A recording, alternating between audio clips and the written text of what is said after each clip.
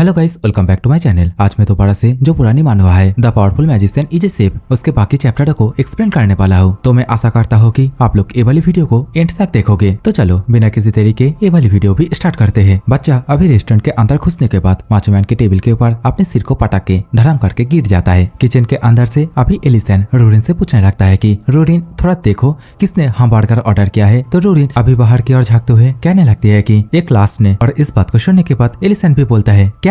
और इसी के साथ ही हम लोगों को कुछ देर बाद हैमबर्गर को दिखाया जाता है, जिसको कि अभी ये बच्चा तुरंत ही अपने हाथों में पकड़ के जल्दी जल्दी से खाने लगता है और बहुत ही ज्यादा खुश होते हुए बोलता है कि सच में ये तो बहुत ही ज्यादा डिलीशियस है। एलिसन अभी बच्चे की ओर देखते हुए बहुत ही ज्यादा परेशान होते हुए बच्चे से पूछने लगता है कि क्या तुम्हें बहुत ही तेज भूख लगी थी और तुम्हारी जो कंडीशन है उसे देख के तो नहीं लग रहा है कि तुम थोड़ा सा भी ठीक हो। क्या तुम्हें बहुत ही ज्यादा हार्ड टाइम से गुजरना पड़ रहा है और क्या मैं तुम्हारी कोई हेल्प करूं। एलिसन की इस बात को सुनने के बाद बच्चा भी पूरी तरीके से हैरान हो जाता है, लेकिन बच्चा अभी थोड़ी देर उदास होते हुए कुछ सोचता है। और इस चीज को देखने के बाद एलिसन भी और भी ज्यादा परेशान होने लगता है। बच्चा तो अभी अपने मन में यही सोच रहा होता है कि मैं हर बार जब भी प्रॉब्लम में पड़ता हूँ तब भी मास्टर से हेल्प लेती हूँ, लेकिन मैं ऐसा करना नहीं चाहता। इस बार मैं सब कुछ अकेला ही संभालूंगा। और इन सभी बातों को सोचने के साथ ही अभी ये बच्चा यादव अपना भतीजा से शकल बनाते हुए एलिसन से बोलता है कि एक्चुअली मैं बहुत ही बड़ी मुश्किल में हूँ, तो प्लीज मेरी मदद करो और शायद से मैं मारा भी जाऊंगा। और इस बात को सुनने के बाद एलिसन भी पूरी तरीके से शॉक हो जाता है, पूछने लगता है कि क्या आखिरकार तुम क्या बोल रहे हो, सिचुएशन क्या इतना ही खराब है कि तुम मारा जाओगे। एलिसन के मुंह से इस बात को सुनने के बाद बच्चा भी अभी पूरी तरीके से शॉक हो जाता है और भी ज्यादा घबरा जाता है और अपने मन में ही बोलता है कि अरे यार मैंने गलती कर दिया, मैं तो ये सब कुछ अपने मन में ही बोल रहा था, लेकिन लगता है मैं इस बात को बहुत ही ज्यादा जोर से बोल दिया। और शायद से एलिसन ने इस बात को सुन भी लिया। तो बच्चा अभी बिना किसी देरी करे अपने पास से एक सिक्के को बाहर की ओर निकालते हुए खाने के टेबल के ऊपर रख देता है और बोलने लगता है कि नहीं मैं तो ऐसे ही मजाक कर रहा था, मैं तो परफेक्टली फाइन हूँ। और ये बोलने के साथ ही अभी जल्दी जल्दी से दौड़ के यहाँ से जाने लगता है और बोलता है कि मुझे बहुत ही ज्यादा काम है तो मुझे जल्दी से यहाँ से जाना होगा। लेकिन इस समय एलिसन बहुत ही ज्यादा परेशान होते हुए रोरिन से अभी पूछने लगता है कि रोरिन हमने जो चीज बनाया था क्या वो अभी भी है। तो रोरिन भी पूछता है कि आखिरकार क्या। तो अभी हम लोग को एक ठेला गाड़ी को दिखाया जाता है और एलिसन बोलता है कि हम लोगों ने इसे बहुत ही पहले बनाया था लेकिन कभी भी यूज ही नहीं किया, तो चलो अब इसे यूज करने का टाइम आ चुका है। एलिसन का ये बोलते ही सीन दोबारा से चेंज हो जाता है। अभी हम लोग को बच्चे के सीन को दिखाया जाता है जो कि अभी भी बैठे बैठे बस अपने मन में ही एलिसन के बारे में ही सोच रहा होता है कि उसने किस तरीके से दोबारा से एलिसन के ऊपर निर्भरशील होने के लिए गया था। बच्चा तो अभी अपने आप को ही बहुत ही जोरदार एक थप्पड़ मारता है और अपने आप से ही बोलता है कि तुम बिल्कुल भी हार मत मानो। लेकिन इन सभी चीजों को देखने के बाद सामने की ओर ये जो बटलर है ये पूरी तरीके से घबरा जाता है और परेशान होते हुए अभी बच्चा से पूछता है कि अरे यंग मास्टर आखिरकार आप क्या कर रहे हैं। तो अभी ये बच्चा अपने आप को थोड़ा शांत करता है और तो अपने पास से एक स्क्रॉल बाहर की ओर निकालता है, जहाँ पे इस स्क्रॉल के अंदर कौन क्या काम करता है, मतलब किस तरीके से लोगों से पैसे को लूटता है और तो इस सिटी का जो हालत है, ऊपर से सोल्जारों का जो हालत है, उन सभी चीजों के बारे में इस स्क्रॉल के अंदर लिखा हुआ था। और इन सभी चीजों को देखने के बाद ही बच्चा दोबारा से डिप्रेशन में चला जाता है, क्योंकि उसे ये लग रहा होता है कि वो अकेला कभी भी इन सभी चीजों को संभाल नहीं पाएगा। उसके दिमाग में अभी तो एलिसन का ही ख्याल आता है, लेकिन वो दोबारा से अपने आप को ही जोर से एक थप्पड़ मार देता है और अपने आप को ही दोबारा से बोलता है कि आप इस साले तो अपने मास्टर के ऊपर रिलाई करना कब बंद करेगा। लेकिन अभी दोबारा से बच्चे को अपने आप को ही थप्पड़ मारते हुए देखने के बाद बटलर और भी ज्यादा परेशान हो जाता है और घबराते हुए पूछता है कि माय लॉर्ड आखिरकार आप ऐसा क्यों कर रहे हैं। बच्चा अभी बटलर से बोलता है कि मैं अपना माइंड सेट कर लिया, तो हर एक डिपार्टमेंट के चार्ज में जितने भी ऑफिसर है उन सभी को यहाँ पे बुलाओ, मैं उन सभी से ही शुरुआत करना चाहता हूँ। बटलर बोलता है कि हाँ मैं समझ गया। बच्चा तो अभी बटलर से ये भी बोलता है कि मेरे गालों पर बहुत ही तेज दर्द हो रहा है। बटलर बोलता है कि हाँ मैं समझ गया, मैं आपके लिए एक ठंडा टॉवल लेके आता हूँ। सीन चेंज हो जाता है। अभी हम लोग को आर्मी प्लेसेस का सीन दिखाया जाता है, जहाँ पे कोई चिल्लाते हुए सभी आर्मियों से बोलने लगता है कि दौड़ो दौड़ो, रुको मत, और ज्यादा दौड़ना है। तो अभी हम लोग को सामने की ओर कुछ सोल्जरों को दिखाया जाता है, जिनमें से एक बोल रहा होता है कि ओ माय गॉड मेरे पैरों में तो बहुत ही तेज दर्द हो रहा है। तो साइड वाला बोलता है कि कल रात लगता है मैं कुछ ज्यादा ही पी लिया, मेरे पेट में तो कुछ अलग ही फील हो रहा है। अभी भी सभी को इतना ज्यादा आलसी होता हुआ देखने के बाद स्क्वाड लीडर चिल्लाते हुए इन सभी से बोलने लगता है कि साले तुम सभी कमीने अपने आप को सोल्जर बुलाते हो और इतने में ही थक चुके हो। स्क्वाड लीडर की बातों को सुनने के बाद अभी भी दोनों स्क्वाड लीडर से पूछने लगता है कि आखिरकार इन दिनों वो इतना ज्यादा कठोर क्यों बन रहा है, क्या ये सब कुछ वही बच्चे की वजह से है। तो स्क्वाड लीडर अभी इन लोगों से बोलने लगा कि तुम दोनों खुशी मनाओ, क्योंकि बच्चा बहुत ही ज्यादा दयालु है, क्योंकि तुम लोगों का उस दिन का वो हरकत देखने के बावजूद उसने कुछ नहीं कहा। और तुम लोग खुद ही सोचो ना, इस तरीके से और कितने दिन जियोगे। तो आगे से भी दोनों अभी स्क्वाड लीडर से बोलने लगते हैं कि अरे स्क्वाड लीडर, आखिरकार पहले तो आप भी इन सभी चीजों को हल्के में लेते थे, लेकिन आजकल आप इतना ज्यादा स्ट्रिक्ट क्यों हो रहे हो। आगे से एक लौंडा बोलने लगता है कि आपको तो पता ही है कि हम भी इन सभी चीजों को अच्छी तरीके से करना चाहते हैं, जितने भी लुटेरे डाकू है उन सभी को ही पकड़ना चाहते हैं, लेकिन आपको तो पता ही है कि हम लोग के ऊपर जितने भी पावरफुल पर्सन है वो सभी हम लोग का जो ड्यूटी है उसे किस तरीके से भंग करते हैं। तो इसलिए तो बोल रहा हूँ, आप भी एक बार सोचो, इन सभी चीजों को करके भी ऐसे क्या फायदा मिलने वाले है। तो मुझे लगता है कि टाइम आ चुका है कि आपको भी इन सभी चीजों को अच्छी तरीके से समझना होगा। वे पर्सन का ये बोलते ही अभी सीन चेंज हो जाता है। स्क्वाड लीडर को हम लोग अभी रास्ते से घर के ओर जाते हुए दिखाए जाते हैं। स्क्वाड लीडर अभी चलते चलते अपने मन में ही बोलता है कि लगता है आज वे लोगों ने एकदम सही बात बोली है, ये सब कुछ काम करके भी कोई भी फायदा नहीं है, और मैं हमेशा से जो चीजें कभी भी पॉसिबल नहीं होने वाली है उन सभी चीजों के बारे में ज्यादा सोचता हूँ। स्क्वाड लीडर इन सभी बातों को बोलते बोलते जा ही रहा था। इसी समय उसकी ध्यान साइड में किसी एक चीज पर जाता है। हमें दिखाया जाता है कि हम लोग को देखने के लिए मिलता है कि साइड में तो एक स्टॉल जैसा कुछ होता है। अभी देखते ही देखते स्क्वाड लीडर इसी स्टॉल के अंदर घुस जाता है। तो यहाँ पे कस्टमर को देखने के बाद रूरिन एंड एलिसन स्क्वाड लीडर को वेलकम करते हैं। स्क्वाड लीडर भी इन सभी चीजों को देखने के बाद बहुत ही ज्यादा सरप्राइज हो जाता है। पूछने लगता है कि ये क्या कोई रेस्टोरेंट है। आगे से एलिसन स्क्वाड लीडर से पूछने लगता है कि क्या आपको खाने के लिए कुछ चाहिए या फिर आप यहाँ पे कुछ ड्रिंक करना चाहते हैं। इसी समय स्क्वाड लीडर की जो नजर है वो सामने की ओर मीट कबाब के ऊपर जाता है। तो स्क्वाड लीडर अभी एलिसन से बोलता है कि उसे यही चाहिए और इसके साथ कुछ ड्रिंक भी चाहिए। तो अभी एलिसन अपना जो मैजिक है उसके माध्यम से जो फ्लेम है उसे बहुत ही तेज कर देता है और स्क्वाड लीडर से थोड़ी देर वेट करने के लिए बोलता है। हम लोग को दिखाया जाता है कि फ्लेम तेज करने की वजह से जो कबाब है वो अच्छी तरीके से पकने लगता है। मांस एंड वेजिटेबल्स के अंदर से जो जूस है वो भी टपक खा के फ्लेम के ऊपर टपक टपक करके गिर रहा होता है। देखते ही देखते एलिसन एक कप के अंदर अल्कोहल को फिल करते हुए और कबाब को लेते हुए स्क्वाड लीडर के पास आके स्क्वाड लीडर से बोलता है कि आपका खाना तैयार है। अभी स्क्वाड लीडर भी ये जो खाना है इसे देखने के बाद बहुत ही ज्यादा खुश हो जाता है। अभी एक स्टिक को उठा के स्क्वाड लीडर अपने मन में ही बोलता है कि ये जो खाना है इसके अंदर से जो चारकोल का सेंट है वो बहुत ही ज्यादा स्ट्रॉन्ग आ रहा है। और ये बोलने के साथ ही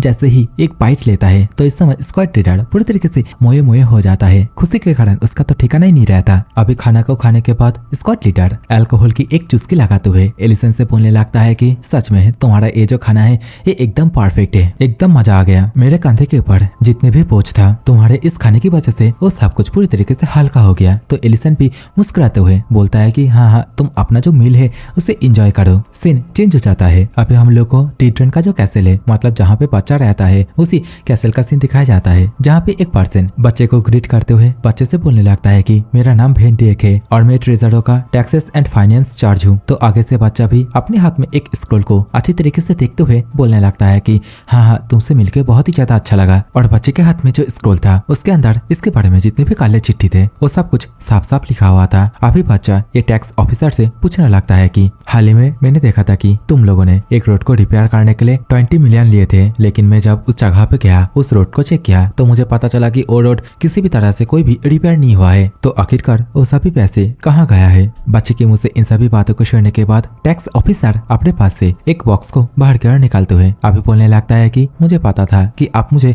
इन सभी चीजों के बारे में ही पूछेंगे। और ये बोलने के साथ ही जो बॉक्स है उसे ओपन करता है। बॉक्स के अंदर हम लोग को बहुत सारे ट्रेजरों को दिखाया जाता है। टैक्स ऑफिसर बच्चे से बोलता है कि ये रहा आपका एक्सप्लेनेशन। और इस चीज को देखने के बाद बच्चा भी पूरी तरीके से हैरान हो जाता है। मतलब साफ साफ अभी ये ऑफिसर अपने ही न्यू लॉर्ड को घुस देने के लिए आया होता है। बच्चा अभी अपने मन ही मन बहुत ही ज्यादा गुस्सा होने लगता है और अपने मन में ही सोचता है कि क्या मुझे जल्दी से सोल्जर को यहाँ पे बुला लेना चाहिए और इसके साथ ही इस पर्सन को यहाँ पे अरेस्ट कर लेना चाहिए। लेकिन अभी बच्चे को याद आता है कि पास्ट में जब उसे पता चला था कि उसके बाप को पॉइजन दिया गया है और जिसने भी पॉइजन दिया है उसका नाम भी वो जानता है, तब भी वो सोल्जर को बुला के उस पर्सन को अरेस्ट करवाने के लिए सोचा था। लेकिन एलिसन ने उसे ऐसा करने के लिए मना किया और बताया कि तुम ऐसे ही किसी के ऊपर भी भरोसा नहीं कर सकते, क्या पता कौन किसके साथ मिला हुआ हो। और इन्हीं सभी बातों को सोचते हुए अभी ये बच्चा किसी भी सोल्जर को नहीं बुलाता है। अपने हाथ को आगे की ओर करते हुए जो ट्रेजर है उसे लेने लगता है और अपना भतीजा सा मतलब थोड़ा सा हंसने की नाटक करते हुए और खुश होने की नाटक करते हुए टैक्स एक्स ऑफिसर से बोलता है कि बढ़िया, जैसा कि मैंने सोचा था और सच में ये सभी चीजें मुझे बहुत ही ज्यादा पसंद आया। सीन चेंज हो जाता है। अभी हम लोग को दोबारा से वही स्क्वाड लीडर का सीन दिखाया जाता है जो कि अभी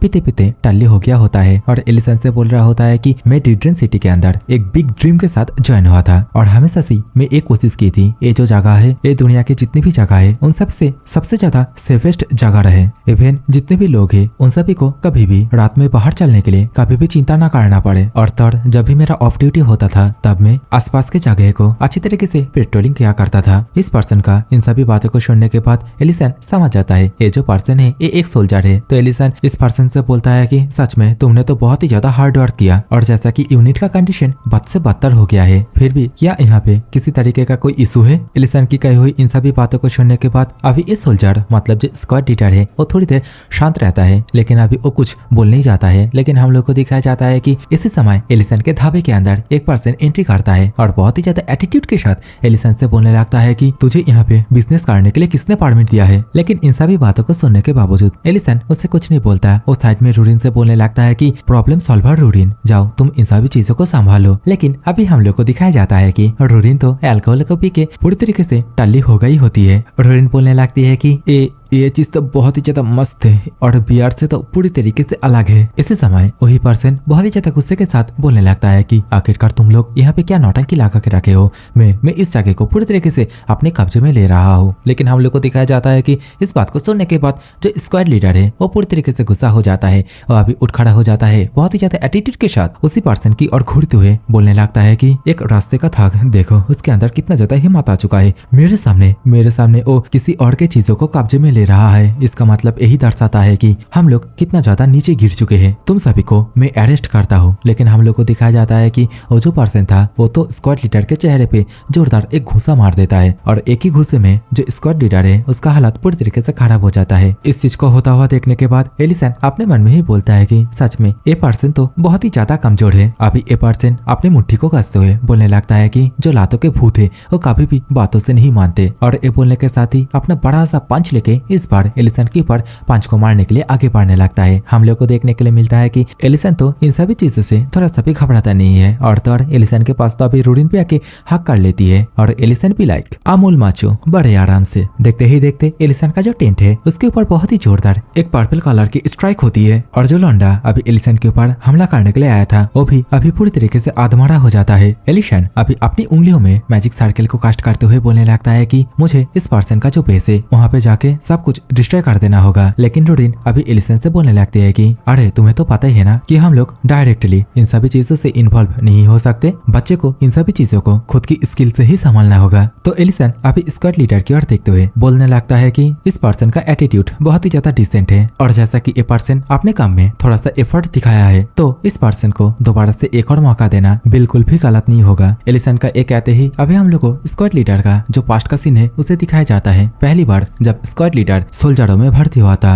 स्क्वाड लीडर के सामने अभी हम लोग को एक मोटा सा पर्सन को दिखाया जाता है और यही पर्सन होता है जो आर्मी फोर्सेस से उन सभी का कैप्टन और इस पर्सन से तो ज्यादा टुनटुन मौसी पतली है। खैर जो भी हो, अभी ये पर्सन स्क्वाड लीडर से बोलता है कि यहाँ पे एक इंस्ट्रक्टर है जो कि तुम्हें वेपन को चलाना और थोड़ा किस तरीके से लोगों को अरेस्ट करते हैं उन सभी चीजों को सिखाएगा। तो जाओ और थोड़ा सा एफर्ट डाल के उन सभी चीजों को सीख लो। और हाँ, एक और बात, तुम मुझे तब भी जगाओगे जब राजमहल से कोई आएगा, उससे पहले मुझे तंग मत करना। अभी कैप्टन की बातों को सुनने के बाद स्क्वाड लीडर का चेहरा पूरी तरीके से उतर जाता है। अपने मन में ही बोलता है कि साले ये तो जीता जागता इच्छाधारी भैंसा है जो इंसानी रूप धारण करके यहाँ पे बैठा हुआ है। अभी हम लोग को कुछ दिनों बाद का सीन दिखाया जाता है जहाँ पे स्क्वाड लीडर अपने जितने भी साथी है उन सभी को चिल्लाते हुए बोलने लगता है कि रास्ते में इनोसेंट लोगों को खुलेआम लूटा जा रहा है। क्या हम लोग ऐसे ही हाथ पे हाथ रख के खड़े रहेंगे? नहीं भाइयों, ऐसा बिल्कुल भी नहीं होगा। हालांकि वेपनरी जो प्रशिक्षण है वो हम लोग को नहीं दिया गया, लेकिन नंबरों के दिख से हम लोग ज्यादा है। स्क्वाड लीडर की बातों को सुनने के बाद वे लोग भी बहुत ही ज्यादा एक्साइटेड हो जाते हैं और स्क्वाड लीडर के साथ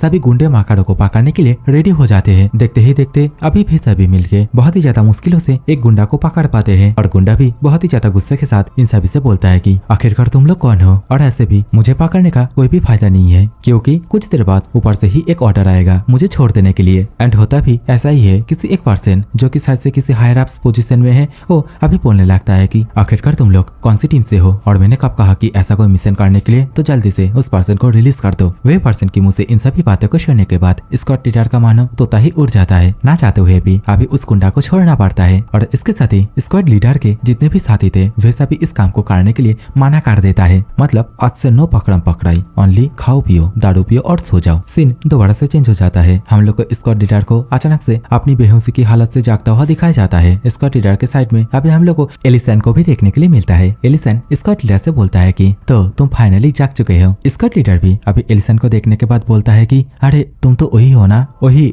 स्ट्रीट फूड वाला। एलिसन अभी हंसते हुए स्क्वाड लीडर से बोलता है कि वहाँ पे मैं तुम्हारे लिए एक गिफ्ट छोड़ के गया हूँ, मैं आशा करता हूँ कि तुम इसका अच्छी तरीके से देखभाल करोगे। स्क्वाड लीडर भी अभी साइड में वही गुंडा को देखने के बाद पूरी तरीके से शॉक हो जाता है। एलिसन स्क्वाड लीडर से बोलता है कि तुम इस पर्सन को पकड़ के जेल में डाल सकते हो। तो आगे से स्क्वाड लीडर एलिसन से पूछता है कि क्या तुमने इसको पकड़ा है, लेकिन इस बात की रिप्लाई ना देते हुए एलिसन स्क्वाड लीडर से पूछने लगता है कि तुम बहुत ही ज्यादा दयालु हो ना, और तुमने जो ड्रीम देखी थी डिड्रेस सिटी को सबसे ज्यादा सेफेस्ट प्लेस बनाने की, क्या तुम उसके ऊपर अभी भी बिलीव करते हो। एलिसन की कही हुई बातों को सुनने के बाद स्क्वाड लीडर पूरी तरीके से चौंक जाता है और कांपती हुई आवाज में बोलता है कि हाँ, मैं अभी भी बिलीव करता हूँ और मैं अभी तक इस बात के ऊपर हार नहीं माना है। इस बात को सुनने के बाद एलिसन भी थोड़ा सा मुस्कुराता है। इसी समय हम लोग को फर्स्ट नाइट को दिखाया जाता है, जो कि आते आते बोलने लगता है कि तो फिर तुम्हारा ये जो अपॉर्चुनिटी है इसे तुम अच्छी तरीके से यूज करो। और फर्स्ट नाइट को यहाँ पे देखने के बाद स्क्वाड लीडर भी पूरी तरीके से हैरान हो जाता है। फर्स्ट नाइट अभी आगे से स्क्वाड लीडर से बोलता है कि तुमसे मिलके मुझे बहुत ही ज्यादा अच्छा लगा। मेरा नाम डेरिएंट है और मुझे तुम्हारी शॉर्टमैनशिप प्रैक्टिस के लिए असाइन किया गया है। अभी डेरिएंट का ये कहने के साथ ही सीन चेंज हो जाता है। हम लोगों को बच्चे का कैसल का सीन दिखाया जाता है, जहाँ पे बच्चा अभी बैठे बैठे बहुत ही ज्यादा परेशान होते हुए हंस रहा होता है, क्योंकि उसे अभी उसके साथ जो कुछ भी हुआ है उन सभी चीजों के बारे में याद आ रहा होता है कि उसके पास जितने भी कमांडर या फिर जितने भी ऑफिसर्स आए थे वे सभी उसे घूस के तौर पे बहुत सारी चीजों को देके गया है। अभी तो हम लोग को बच्चे के बैक साइड पे उन लोगों के दिए हुए बहुत सारे सोना चांदी को भी देखने के लिए मिलता है। तो अभी बच्चे को इन सभी कारनामे को करते हुए देखने के बाद बटलर भी अभी बच्चे की ओर घुट घुट के देखने लगता है। तो बच्चा भी बहुत ही ज्यादा परेशान होते बटलर से बोलता है कि हे, आप आखिरकार मेरी ओर इस तरीके से घुट घुट के क्यों देख रहे हो। आगे से बटलर बोलता है कि तो फिर मैं जो नेक्स्ट एडमिनिस्ट्रेटर है उसे बुला लूं। तो बच्चा भी बोलता है हाँ बुला लो, और इसके साथ ही अपने मन में सोचता है कि बुला के भी क्या फायदा, वो भी आके शायद से मुझे कुछ घुस देने की कोशिश करेगा। देखते ही देखते यहाँ पे एक और एडमिनिस्ट्रेटर आ जाती है और ये एक लड़की होती है। लड़की अभी बहुत ही ज्यादा परेशान होते हुए बच्चे से बोलती है कि मैं लॉर्ड को ग्रीट करता हूँ। तो बच्चा भी आगे से पूछता है कि आखिरकार तुम कौन हो। तो आगे से लड़की बोलने लगती है कि मेरा नाम मोहन है और मैं लैंड मैनेजमेंट का चार्ज हूँ। लड़की अभी बच्चे के पीछे जितने भी सोना चांदी है उन सभी चीजों को देखने के बाद बहुत ही ज्यादा परेशान हो जाती है और अपने मन में ही सोचती है कि मैंने इस बार इस सोची थी कि न्यू लॉर्ड की वजह से शायद से हालातों में थोड़ा सा सुधार आएगी, लेकिन देख के ऐसा नहीं लग रहा है। बच्चा अभी एक स्क्रॉल को देखते हुए लड़की से पूछता है कि क्या कोई खास जानकारी। तो लड़की आगे से और भी ज्यादा परेशान होते हुए बच्चे से बोलने लगती है कि मुझे माफ कर देना, मेरी खराब एबिलिटी की वजह से मैंने कोई भी संपत्ति सेव नहीं कर पाई, तो इसी कारण यह चीज मेरे लिए बहुत ही ज्यादा डिफिकल्ट है हमारे न्यू महाराज को सिंसियरिटी या फिर किसी तोहफे को देना। लड़के के मुंह से इन सभी बातों को सुनने के बाद बच्चा भी पूरी तरीके से शॉक हो जाता है। लड़की से पूछती है कि तुम्हारे पास देने के लिए कुछ भी नहीं है। लड़की और भी ज्यादा परेशान होते हुए बच्चे से बोलती है कि हाँ ये बात सच है और आप चाहे तो मुझे मेरा जो पद है उससे डिसमिस कर सकते हैं। लेकिन आगे से बच्चा भी उठ खड़ा हो जाता है और चिल्लाते हुए बोलता है कि अप्रूव्ड। बच्चा तो अभी लड़की के हाथ को पकड़ते हुए बोलने लगता है कि मैं तुम्हारी तरह ही किसी एग्जाम के लिए वेट कर रहा था। लड़की भी अभी बहुत ही ज्यादा शॉक होते हुए पूछती है कि आखिरकार आप कहना क्या चाहते हैं और मुझे किस काम के लिए अप्रूवल दिया है। तो अभी बच्चा बहुत ही ज्यादा खुश होते हुए लड़की से बोलने लगती है कि हम दोनों मिलके एक साथ जितने भी करप्ट ऑफिसर है उन सभी को ही पकड़ेंगे। तो बच्चे की मुंह से इन सभी बातों को सुनने के बाद लड़की, और मैं इसे लड़की तब से बोल रहा हूँ, इसका नाम है मोहन। मोहन पूरी तरीके से परेशान हो जाती है। अपने मन में ही सोचती है कि शायद से ये बच्चा अभी पूरी तरीके से पागल हो चुका है और मुझे किसी भी तरह अभी इस जगह से भागना होगा। मोहन की ये सोचते ही सीन दोबारा से चेंज हो जाता है। हम लोग को स्क्वाड लीडर का सीन दिखाया जाता है, जो कि अभी अपने शॉट के माध्यम से सामने की ओर स्विंग करते हुए अपना जो शॉटमैनशिप है उसे प्रैक्टिस कर रहा होता है। और दूर से इन सभी चीजों को डेरिएंट एंड एलिसन खड़ा होकर देख रहा होता है। एलिसन डेरिएंट से पूछता है कि आखिरकार जो स्क्वाड लीडर है वो कैसा है। तो डेरिएंट अभी बोलने लगता है कि आखिरकार तुम्हें क्या लगता है कि वो कैसा है। देख के तो लग रहा है कि उसे दोबारा से एक शॉट को किस तरीके से पकड़ा जाता है वो सिखाना होगा। तो एलिसन बोलने लगता है कि अरे यार, जब फर्स्ट नाइट डेरिएंट यहाँ पे है तो मुझे किसी भी चीज के बारे में चिंता करने की क्या जरूरत है। अभी तो हम लोग को रूरिन को भी देखने के लिए मिलता है, जो कि अभी टल्ली होके बहुत ही ज्यादा क्यूट तरीके से सो रही होती है। एलिसन अभी डेरिएंट से पूछता है कि तुम्हें क्या लगता है कि वो जो स्क्वाड लीडर है वो कब तक तैयार हो जाएगा। दोबारा से अपनी ड्यूटी को फुलफिल करने के लिए। तो रेडिएंट अभी बोलने लगता है कि अगर मैं उसे हर रोज मेरी हाथों से सिखाऊं तो एटलीस्ट 3 महीनों में मुझे लगता है वो तैयार हो जाएगा। और इस बात को सुनने के बाद एलिसन थोड़ा सा नाखुश होता है क्योंकि उसे लग रहा होता है कि 3 महीना ये तो बहुत ही ज्यादा टाइम है। एलिसन अभी सोच ही रहा था, इसी समय उसकी दिमाग की घंटी बजता है। एलिसन को अभी चोमू जैसा शकल बनाता हुआ देखने के बाद डेरेंट भी समझ जाता है कि एलिसन के दिमाग में कोई आइडिया आया है और अपने मन में तो यही बोलता है कि बेहतर यही होगा कि मैं उसके आइडिया के बारे में ना ही जानूं, क्या पता एलिसन दोबारा से अपने आइडिया में मुझे शामिल कर ले। सीन दोबारा से चेंज हो जाता है। हम लोग को रात की काली अंधेरे में एक स्ट्रीट का सीन दिखाया जाता है और इसी रास्ते से अभी एक लड़की कुछ सामानों को खरीद के बहुत ही ज्यादा परेशान होते हुए सामने की ओर जाते जाते अपने मन में ही बोलने लगती है कि मैं जल्दी जल्दी लौटने के लिए सोची थी, लेकिन मुझे अभी ये लग रही है कि मैं रास्ते में पूरी तरीके से खो चुकी हूँ। इसी समय हम लोग को दिखाया जाता है कि लड़की के सामने कोई एक पर्सन अपने हाथ में नाइफ को पकड़ के आ जाता है और बोलने लगता है कि हे, इस जगह पे तू पहली बार आई है क्या? तो हम लोग को देखने के लिए मिलता है कि यहाँ पे एक जन नहीं 2 जन होता है जो लोग अपने अपने हाथों में नाइफ को पकड़ा हुआ होता है, जिनमें से एक बंदा बोलने लगता है कि मैंने तो तुझे इस जगह पे आज तक कभी नहीं देखा। अभी तो साइड वाला टकला बोलने लगता है कि तुझे क्या लगता है तू इतना ज्यादा कॉन्फिडेंस के साथ कहाँ जा रही है? देखते ही देखते अभी इन दोनों में से एक जन अपने नाइफ को लड़की के गाले के पास लेके जाता है तो लड़की भी पूरी तरीके से घबरा जाती है। बेचारी अभी रोने लगती है, बोलने लगती है कि मुझे माफ कर देना, मैं दोबारा से इस रास्ते में कभी नहीं आऊंगी। वे दोनों अभी लड़के के साथ कुछ और कर पाता या फिर लड़की के पास से सब कुछ छीनताई कर लेता। उससे पहले इसी रास्ते पे कोई एक और आ जाता है जो कि बेसिकली अपने सिर के ऊपर कुछ कपड़े को पहना हुआ था, मतलब साफ साफ अपने चेहरे को छिपा रहा था। वो बोलने लगता है कि हे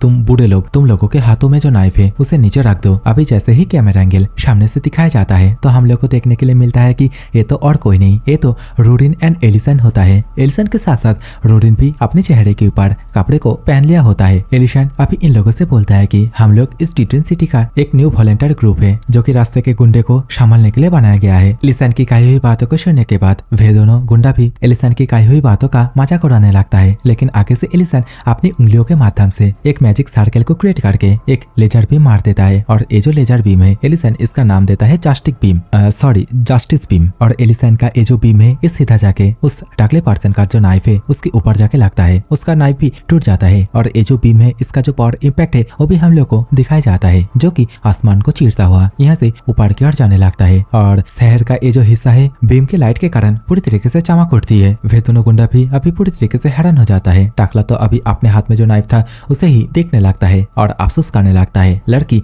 जो कि इस चीज को देखने के बाद पूरी तरीके से शॉक हो जाती है और बोलने लगती है कि अनबिलीवेबल। अबे साले। देखते ही देखते वे गुंडे लोग अभी दौड़ के यहाँ से जाने लगते हैं और जाते जाते बोलता है कि आज के दिन को तुम सभी अच्छी तरीके से याद रखना, बदला हम बदला जरूर लेंगे। तो एलिसन भी पीछे से बोलता है कि हाँ हाँ क्यों नहीं, और हमारे ग्रुप का जो पावर है इसे भी अच्छे तरीके से याद रखना। लेकिन इसी समय हम लोग को उसी लड़की को दिखाई जाती है जो कि एलिसन की जो वॉइस है और जो मैजिक है उसे सुनने और देखने के बाद पूरी तरीके से शॉक हो जाती है और बोलने लगती है कि ये तो कुछ जान पहचान की लग रही है, ये तो काउंट रिवॉल्क है। लड़की के मुंह से इस बात को सुनने के बाद एलिसन भी पूरी तरीके से हैरान हो जाता है। एलिसन भी अपने सिर को खुजलाते हुए बोलने लगता है कि हाँ हाँ आप मुझे याद आया, तुम वही हो ना जो कि उस रात मेरे कमरे में आए थे। तो आगे से लड़की भी खुश हो जाती है और दोबारा से पूछती है कि क्या आप काउंट रिवॉल्क है ना? तो एलिसन बोलता है कि अरे यार मर गया मैं, लगता है मेरा भांडा फूट गया। एलिसन का एक कहने के साथ ही सीन दोबारा से चेंज हो जाता है। अभी हम लोग को एक अलग ही जगह का सीन दिखाया जाता है, मतलब एक खुफिया अड्डे का सीन दिखाया जाता है जहाँ पे 2-4 गुंडे लोग मिलके अभी डिटन सिटी का जो हालत है उसके ऊपर ही बातचीत कर रहे होते हैं। और यहाँ पे आप लोग को स्क्रीन के ऊपर ये जो पर्सन दिख रहा है ये होता है ह्यूमन ट्रैफिकिंग लीडर वोल्टा अभी इन सभी से बोलने लगता है कि क्या तुम सभी को पता है यहाँ पे एक न्यू लॉट आया है, तो हम लोग का जो धंधा है वो ज्यादा दिन तक नहीं टिकने वाला है। तो इसी समय सामने से एक और पर्सन जो कि होता है एसोसिएशन यूनिट का बॉस मेखान, वो बोलने लगता है कि अब टाइम आ चुका है कि हम लोगों की जो डायरेक्शन है उसे डिसाइड करने की। और इसके साथ ही यहाँ पे मौजूद जो तीसरा पर्सन है उसे बोलने लगता है कि तुम रेडेन के सबसे ज्यादा करीबी थे ना। तो अभी सामने की ओर अभी हम लोग को तीसरा जो पर्सन है उसे भी देखने के लिए मिलता है और ये जो पर्सन है इसका नाम होता है भारनेटो। अभी बहुत ही ज्यादा एटीट्यूड के साथ इन सभी से बोलता है कि हम लोगों को लॉर्ड रेडियन का जो लेगेसी है उसको लेके आगे बढ़ना होगा और इसके साथ ही एक न्यू किंगडम को दोबारा से रिबिल्ड करना ही होगा। और यहाँ पे रेडियन मतलब वही होता है जिसके कैसल को एलिसन ने हवा में उड़ा दिया था, पूरी तरीके से एक्सप्लोड कर दिया था। दोबारा से कहानी चेंज हो जाती है। अभी हम लोग को कुछ देर बाद स्कॉट लीडर को दिखाया जाता है जो कि अभी बहुत ही ज्यादा उदास होते हुए एक जगह पे बैठे हुए होते हैं। स्कॉट लीडर के सामने अभी हम लोग को को बहुत ही ज्यादा घटिया किस्म का खाना को देखने के लिए मिलता है। अभी स्क्वाड लीडर से उसका जो सब ऑर्डिनेट है वो पूछने लगता है कि स्क्वाड लीडर आखिरकार आप इतने दिनों तक कहाँ थे। साइड वाला जो लौंडा है वो तो स्क्वाड लीडर का जो कपड़ा है उसे देखते हुए बोलता है कि आपका ड्रेस ये तो बहुत ही ज्यादा गंदा होकर रखा है। तो